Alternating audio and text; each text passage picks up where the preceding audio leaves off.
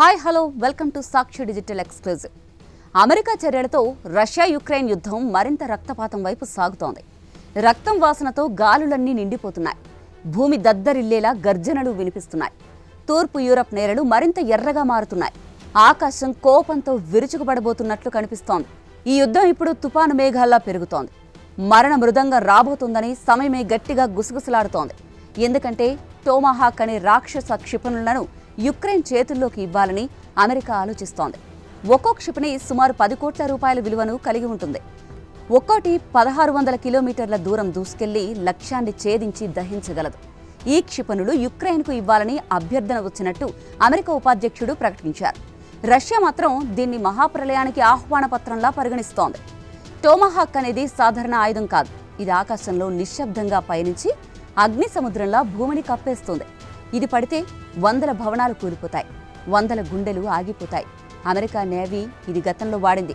అప్పుడు ఇరాక్లోని బగ్దాద్ ఓ రాత్రంతా మంటల్లో మునిగిపోయింది. ఇప్పుడు అదే అగ్నిశ్వాస యుక్రెయిన్ చేతుల్లోకి వస్తే రష్యా నగరాలు చీకటిగా మారిపోయే ఛాన్స్ ఉంది.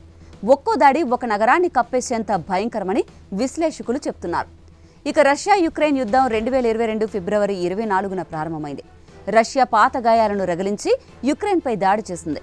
డాన్బాస్ ప్రాంతంపై పట్టు కోసం రష్యా సైన్యం ముందుకు కదిలింది.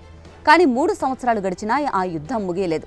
యునైటెడ్ నేషన్స్ లెక్కల ప్రకారం కనీసం 14,000 మంది పౌరులు మరణించగా 36,000 మందికి పైగా గాయపడ్డారు. లక్షలాది మంది తమ ఇళ్లను వదిలి శరణార్థులయ్యారు. ప్రతిరోజు కొత్త శవపేటికలు కనిపిస్తున్నాయి. ప్రతి గ్రామం ఒక శ్మశానంలా మారిపోయింది. ఇటు రష్యా సైన్యం కూడా ఘోర నష్టాలని అనుభవించింది. యుక్రెయిన్ చెబుతున్న లెక్కల ప్రకారం రష్యాకు ఇప్పటివరకు 10 లక్షలకు పైగా సైనికులను పోగొట్టుకుంది. అమెరికా ఈ యుద్ధంలో నిరంతరం మద్దతు ఇస్తోంది.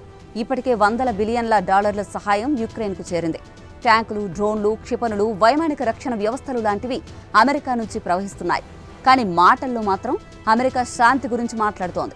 ఇది ఒక చేత్తో కన్నీళ్లు తుడుస్తూ మరొక చేత్తో బాంబులు విసిరినట్టే. అందుకే రష్యా గట్టిగా హెచ్చరిస్తోంది. ఈ టోమాహాక్ క్షిపణులు యుక్రెయిన్కు వస్తే యుద్ధం మరింత భయంకరంగా మారుతుందని రష్యా మాజీ అధ్యక్షుడు మెద్వెడెవ్ చెప్పారు. ఇక ఈ యుద్ధం ఇప్పుడే ఆగిపోతే మంచిది. అయితే అమెరికా చర్యలు చూస్తుంటే ఇది ఇంకా ముదరబోతోందని తెలుస్తోంది. టోమాహాక్ క్షిపణులు రక్తపు వర్షంలా కురిపిస్తే పౌరుల గుండెలు ముక్కలైపోతాయి. ఇది ఇక సాధారణ యుద్ధం కాదు.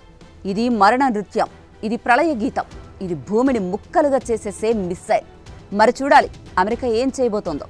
ఓవైపు శాంతి వచనలు పలుకుతున్న మిస్టర్ డొనాల్డ్ ట్రంప్, మరోవైపు యుక్రెయిన్కు ఈ రకమైన సాయం చేస్తారా అన్నది వెయిట్ అండ్ సీ.